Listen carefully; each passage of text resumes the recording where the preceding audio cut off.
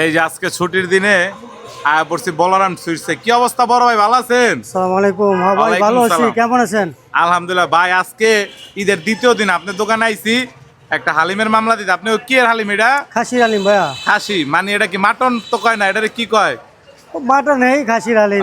Mutton রে কয় খাসির হালিম। আমি অনেক বছর পরে এই জিনিসটা জানতাম ভাই। দেন দিয়ে একটা পারেন। মামলা কয় টাকা করে প্লেট বড় ভাই? 70 টাকা হাফ। ঘরে বসে 70? খাইলে। হ্যাঁ এটা ঘরে বসে খাইলে? হ্যাঁ।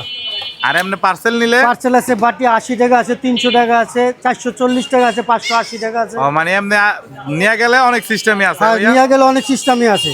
ওই দেন ভাই, খাসির মাটন হালিম। অনেক ভাই বেড়াদা তোমরা হালিম খাইতে চাও, খালি গরু খান গরু খান, এই যে দেন খাসির। আমার কেরানীগঞ্জ জোড়া ব্রিজের লগে এই যে খাসির বলরাম হোটেলে হালিম 70 টাকা বাড়ি ভাইয়া। হ্যাঁ, এটা 70 টাকার বাড়ি। দেন এক টুকরা গোস, ময় মশলা, আর ওই যে আবজি কাবজি এটি দেন না ভাই, থাক দেব না? না, অল্প দেন, দিলে একটু দেন হয়েছে। হ্যাঁ থাক, বেশি খাম না, এটি বেশি খাইলে মজা লাগে না।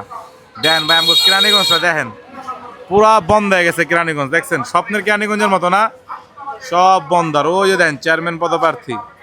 যাক আলহামদুলিল্লাহ, জিনিসটা খেয়ে দেখতেছি কি অবস্থা।